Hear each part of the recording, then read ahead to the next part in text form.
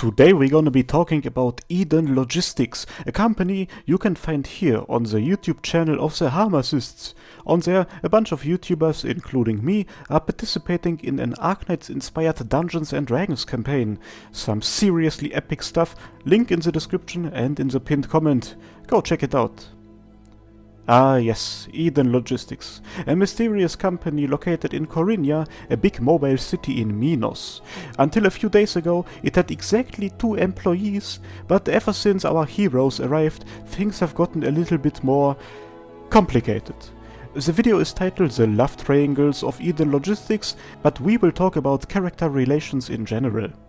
Let's start with the CEOs, the on paper most important people there. The first of them who ever met each other are Rock and Katsu. They have a very supportive relationship with each other.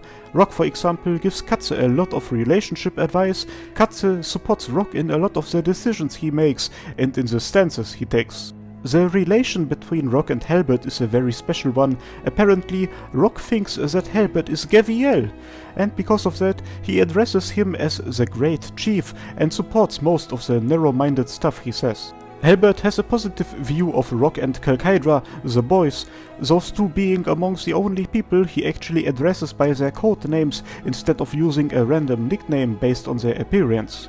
On his first day in Korinia, Halbert has fallen in love with Semblance, although he has no idea what that actually means. She is probably the only reason he didn't leave the city right away after he arrived at Eden. Semblance herself doesn't really respond to whatever Halbert is feeling. She instead has a strong bond with Asia, an employee of the company who was rescued against her will by the CEOs after Korinia's crime syndicate had turned her into a living weapon. For Semblance, her feelings are a combination of pitying Asia for her backstory and actually having a thing for her. Asia is quite dense about it, her mind being occupied by the past and the task at hand. There are 2 people amongst the CEOs who act rather negatively towards Asia. Both Halbert and Katsu behave rather rude towards her. With both of them it's not really clear why exactly. Speaking of not liking, this is Mem. Mem is one of the 2 employees of Eden Logistics who were there before the CEOs arrived. Actually, he was the one to appoint them as CEOs. While his competence and intellect are out of the question, no one likes him. Even more than that, there are a few who feel very negatively about him. Halbert is straight up scared by him and his reality-bending abilities. On top of that, Mem's ideals and his words towards him also added on top of the negative opinion he has of the snake. Rock is very special, and just as special are his feelings about Mem. He hates the things he says, he hates his ideals and views on the world, but not necessarily him as a person. Instead, he tries to prove to him that he is wrong. Even more complex than this is Katsu's relation with Mem. Katsu got told by her father and mentor, Aleph, the previous CEO of Eden Logistics, to treat Mem and his sister as if they were her own siblings, but never as equals. But let's talk about the sister I just mentioned next. This is Lamet. Lamet doesn't need a lot of lines on the map, everyone loves her, without exceptions.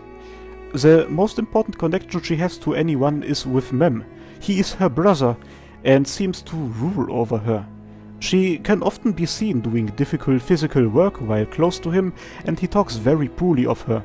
That, by the way, is one of the reasons to why everyone dislikes Mem.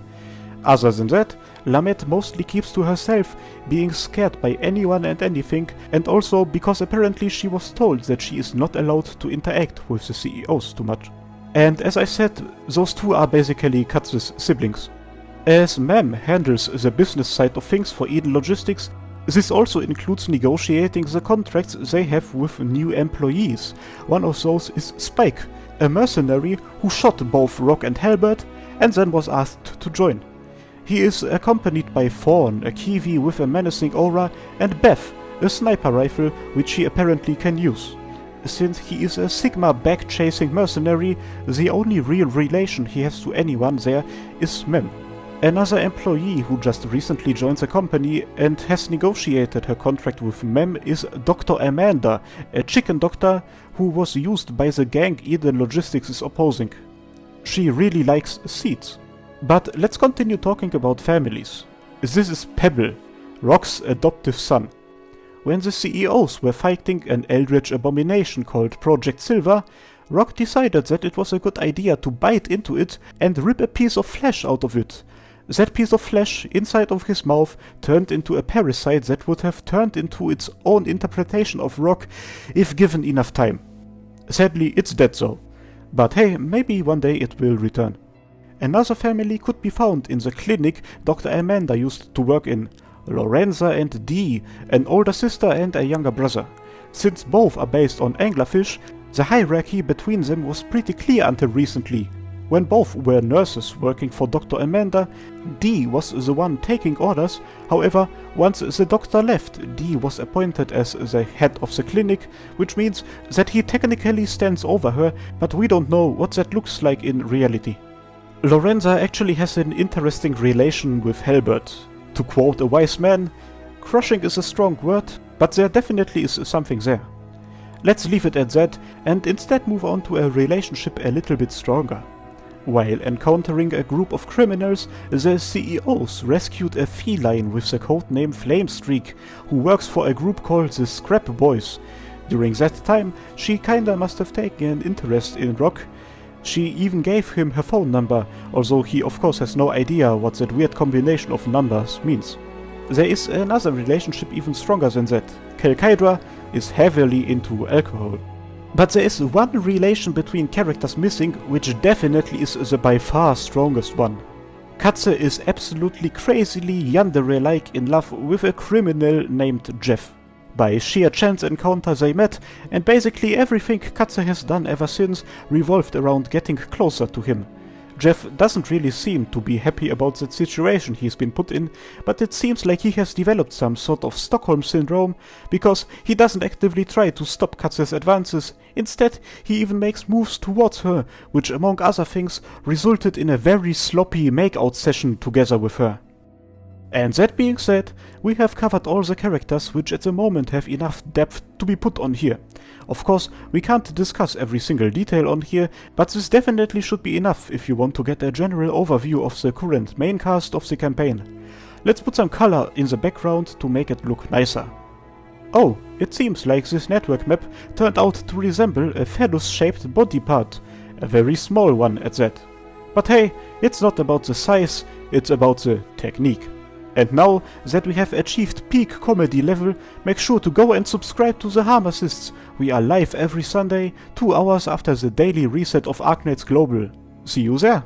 But first, I will see our lovely channel supporters and operators, and our awesome channel commanders.